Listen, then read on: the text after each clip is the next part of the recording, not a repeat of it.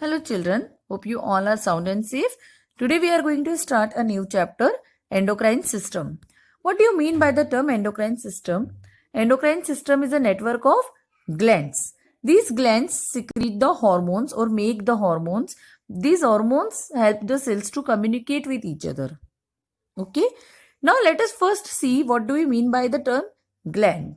A gland is an organ that makes and puts out hormones. Each hormone in our body has a specific job, a particular function. What these functions are, that we will be studying in this chapter. Okay. So what are the two different types of glands? They are endocrine glands and exocrine glands. Endocrine glands form the part of endocrine system. Okay, not the exocrine gland. Endocrine glands are also called as ductless glands. Why? Because they do not have ductless. What are ducts? Ducts means tubes. So what they do? They directly pour their secretions into the blood. Okay, and then this blood carry these secretions or the hormones to different body parts where these hormones need to act. Okay, so therefore endocrine glands are also called ductless glands because they secrete their secretions directly into the blood rather than sending them through ducts. And opposite is in exocrine gland. Exocrine glands secrete their secretions or release their secretions through tubes or ducts. Some examples of exocrine glands are sweat glands, which release sweat, salivary gland, which release saliva in your mouth, and prostate gland that you have studied in last chapter. Okay, so there are many exocrine glands in our body, but we are not going to study exocrine gland in this chapter. We will be seeing all the endocrine glands. Now let us first understand the meaning of the term hormones before going to each and every gland.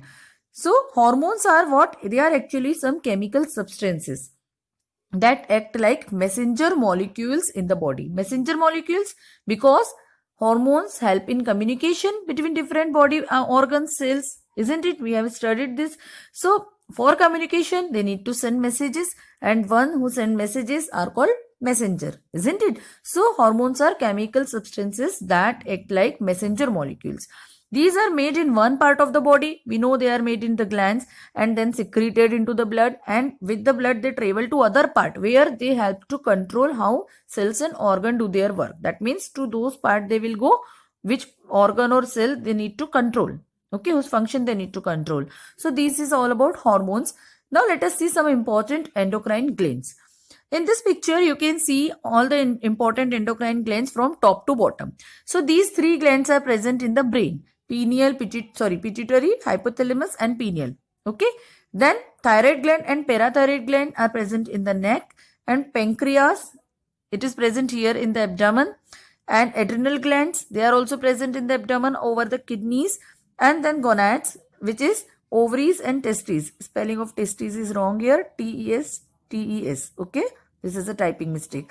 So ovaries and testes, you know that ovaries are present in females, only in females, and testes are present only in males. So I have changed the order of glands from your book, and we will be studying in this order only because this is the order from top to bottom, and somehow it becomes easy to remember the name. Like these three are in the brain, then these are in the neck, then abdomen, okay, and then the gonads. So now let us see the first one, that is pituitary gland. Pituitary gland is located at the base of the brain. This is a very small sized gland. Its size is almost that of a pea. Okay, pea size. And this gland is also called as the master gland because it controls the functioning of all other glands. Okay, that is the releasing of hormones of all other glands is controlled by pituitary gland. Okay, there are number of hormones which are produced by pituitary gland. Some of them are growth hormone, thyroid stimulating hormone, gonad stimulating hormone. There are some more hormones which are released by pituitary gland, but these three we will be seeing in this chapter. So thyroid stimulating hormone is that hormone which stimulates the thyroid gland. Stimulate means increase the activity of. Okay, it increases the activity of thyroid gland for releasing its hormone. Whose hormone? Hormones of thyroid gland. Okay. Then gonad stimulating hormone is that hormone that increase or regulate the activity of testes and ovary. Okay, gonads are testes and ovary. So releasing of its hormone are controlled by gonad stimulating hormone. This gonad stimulating hormone is secreted by pituitary gland. Okay, so in this way pituitary gland controls the release of all other hormones from other glands. Then this is growth hormone, which is also released by pituitary gland. Let us see it in some detail. So growth hormone is one of the important hormones from all the hormones which are released by the pituitary gland. Growth hormone is one of the important hormones released by the pituitary gland, and this is essential for growth, especially of the bones. The deficiency of this hormone will lead to a disease called dwarfism. Okay, deficiency is caused by what? Hyposecretion. Hypo means less. Okay, hyposecretion means secretion will be less, and if less secretion of growth hormone will be there, it will lead to deficiency. In dwarfism will be occurring in childhood. Okay, that is, if growth hormone is not released in proper amount in childhood, then height of that child will not increase. The child will remain a small sized child. Okay, and that is called dwarfism, जिसे हम कहते हैं बोना. But if opposite occurs, that is growth hormone is released in more quantity, hypersecretion occurs, oversecretion occurs, then the disease caused is gigantism. Okay, gigantism is that condition in which person will grow to be very tall. Okay, it will result in a giant sized body, and that is called gigantism. So this is all about growth hormone. Next we will see the another gland, that is hypothalamus. Let us go back to this picture. So where is the hypothalamus? Here. Okay, this is the place where hypothalamus is located in the brain. So hypothalamus is in the lower central part of the brain. What is its main role? It links the endocrine system and nervous system. Why we need to link the endocrine system and nervous system? Because nervous system, we have studied that it receives messages from the external stimulus also and internal stimulus also from your body, isn't it? So whatever messages are received by nervous system, they are also needed to be carried in the body. So some of the messages are directly carried by the nervous system itself, but some of the messages, we know endocrine system is also there for communication, isn't it? So some of the messages are carried through the endocrine system. Now how it occurs? These nerve cells in the hypothalamus, they make chemicals that control the release of hormones secreted from the pituitary gland. Understood? Like the hypothalamus gathers information sensed by the brain. I told you brain will sense the information, or you can say the nervous system will sense the information like temperature, light exposure, feelings. Temperature, light exposures are external stimulus, feelings are internal stimulus. So brain is receiving the stimulus and then it will send it to the pituitary. Who will send it to the pituitary?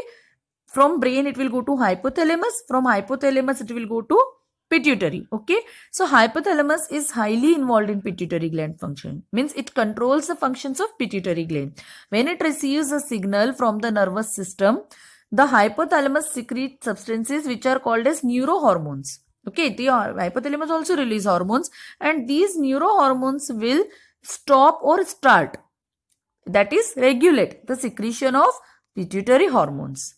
Okay, like some of the examples are antidiuretic hormones, corticotropin releasing hormone, gonadotropin releasing hormone, growth hormone releasing hormone, or growth hormone inhibiting hormone. These are some of the examples, only some of the examples of the hormones released by hypothalamus.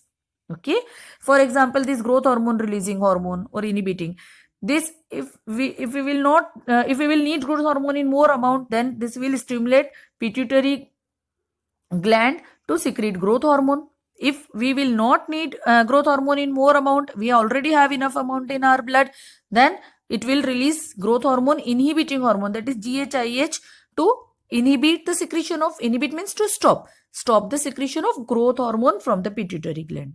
Understood? This is all about hypothalamus. Last one is pineal body. Last for today. Okay, this is not the last gland. So pineal body, this is also called pineal gland. It is present here, that is in between the two hemispheres. Which hemispheres? Cerebral hemispheres. You all know now what is cerebral hemisphere, isn't it? Its shape is like a pine cone, and therefore its name is, on the pine cone, its name is pineal body or pineal gland. Its function is to maintain the circadian rhythm. What is circadian rhythm? It is 24-hour biological cycle, or we say biological clock, which is set in our body. That means we sleep in the night and wake up in the morning. This is sleep-wake pattern that we follow. So this sleep-wake pattern is maintained by melatonin, which is a hormone secreted by pineal body. Okay, and this melatonin therefore is responsible for maintaining circadian rhythm. The daylight and darkness, these regulate our circadian rhythm. How? Because in daylight this melatonin secretion is stopped, and vice versa will occur in night time. That is, in darkness melatonin secretion will increase, okay, which leads to sleep wake pattern. Okay, so this is all about pineal body. In tomorrow's lesson we will study about few more glands. Till then, study well, have a nice day, stay safe.